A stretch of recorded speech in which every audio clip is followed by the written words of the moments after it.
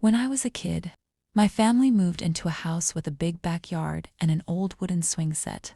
It was rickety, the kind that creaks with every gust of wind. Creak. My parents said it came with the house, but it always gave me the creeps. One night, I couldn't sleep, so I sat by my bedroom window, staring out at the backyard. The swing was moving, not just swaying, but swinging high, like someone was pushing it. Creak, squeak, no one was there. I told my dad the next morning, and he said it was just the wind. But that night, it happened again. Creak, squeak. I grabbed my flashlight and crept outside, my bare feet cold on the dewy grass. The swing was still moving, faster now, the chains rattling. I shone the light around, but the yard was empty. Then I noticed the ground beneath the swing-it was worn down, like something heavy had been standing there for years. Pushing, I ran back inside, heart pounding. The next night, I stayed up again, watching from my window. Around loud, the swing started moving, and this time, I saw something, a faint outline, like a person sitting on the swing. Creak, squeak. It was too dark to make out details, but it looked small, like a child. I grabbed my phone to take a video, but when I played it back, the swing was empty. Still moving, I showed my mom, and she got this weird look on her face. She said the previous owners had a daughter who loved that swing set, but she died in an accident years ago. They left the swing up because they couldn't bear to take it down. I stopped going near it, but every night, creak, squeak. One night, I woke up to find my bedroom window open, and the swing was still, but there were small, muddy footprints leading from the yard to my room. I never slept in that house again.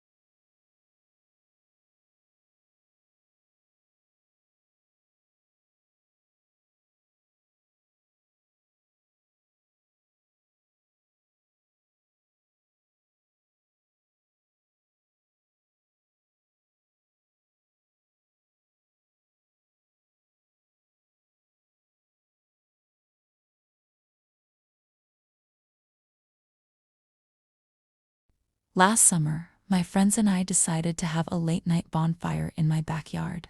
It was a small suburban lot, nothing fancy, with a rusty old fire pit in the corner that came with the house. We'd never used it before, but it seemed like a fun idea. Fire crackling, sparks popping. We dragged some lawn chairs around it, roasted marshmallows, and told dumb ghost stories. The air was cool, and the fire cast long shadows across the yard. Around midnight, Jake noticed something weird. The fire pit stones were etched with faint scratches, like someone had carved into them. We leaned in, the firelight flickering over the marks.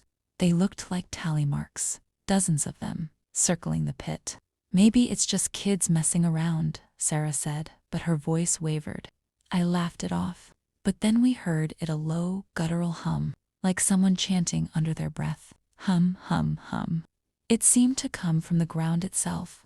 Vibrating through the fire pit, we froze, staring at each other. The fire dimmed suddenly, like something had sucked the oxygen out of it. Crackle, hiss. I grabbed a stick and poked at the coals, trying to stir it back to life, but my stick hit something solid. We dug through the ash and found a small metal box, rusted shut. Against my better judgment, we pried it open. Inside was a bundle of old photographs, all of them showing people sitting around the fire pit. Different decades, judging by their clothes. In every photo, there was a shadow in the background, humanoid but blurred, like it didn't belong. The humming grew louder, and the air felt heavy, like a storm was coming. Hum, hum, crack. A branch snapped in the darkness beyond the firelight. We grabbed our stuff and ran inside, locking the door. From the window, I saw the fire flare up again, impossibly bright, illuminating a figure standing just outside the circle of light. It was tall, its limbs too long, its head tilted at an unnatural angle. Hum, hum, hum. It didn't move, just stood there. Watching. The next morning, the fire pit was cold, the box gone. I tried to convince myself it was a prank. But when I checked my phone, one of the photos we'd taken that night had changed. The shadow from the old photos was now in ours, standing right behind Jake, its blurred face turned toward the camera. We never used the fire pit again. But sometimes, late at night, I hear that humming from the backyard, and I swear the air smells like smoke.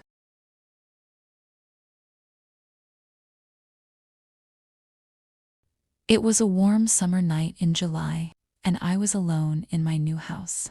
A fixer-upper on the edge of town with a sprawling backyard. The previous owners had left in a hurry, and the realtor mentioned something about them not liking the vibe of the place. I brushed it off. Cheap house, big yard, perfect for me.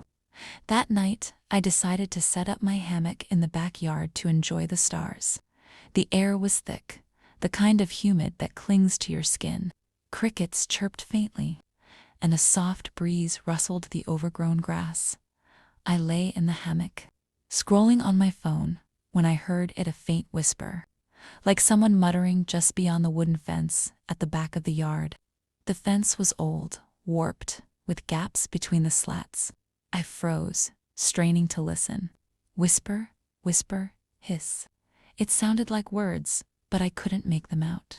I chalked it up to the wind and tried to relax, but the whispering grew louder, more insistent, like a conversation just out of reach. I sat up, my heart thudding. Hello? I called, my voice shaky. The whispering stopped instantly. Silence, heavy and unnatural. I grabbed my flashlight and approached the fence, the beam shaking in my hand. The light caught something odd, a small, carved symbol on one of the fence posts, like a spiral with jagged edges. It looked fresh, not weathered like the rest of the wood. I ran my fingers over it. Now, directly behind the fence. Hiss, mutter, whisper. I stumbled back, my phone slipping from my hand into the grass. That's when I saw it through a gap in the slats, a pair of eyes, wide and unblinking, staring right at me. They weren't human. They were too large, too pale, reflecting the flashlight like a cat's. I bolted for the house, locking the door behind me. My heart was racing as I peered out the kitchen window. The backyard was dark, the hammock swaying slightly, creak, creak. Then I saw it, a figure, tall and thin, standing just beyond the fence, motionless. It wasn't moving, but I could feel it watching me. I called the police, but by the time they arrived, the figure was gone. They found nothing but my phone in the grass, its screen cracked, displaying a photo I didn't take, a close-up of that spiral symbol, glowing faintly under the moonlight. The next day, I asked my neighbor, an old man who'd lived there for decades, about the fence. His face paled. He said the previous owners had complained about voices in the yard, claiming the fence was built over an old well that kids used to dare each other to whisper into. They said something lived down there, something that whispered back. I tore down the fence that weekend, but every night, whisper, whisper, hiss.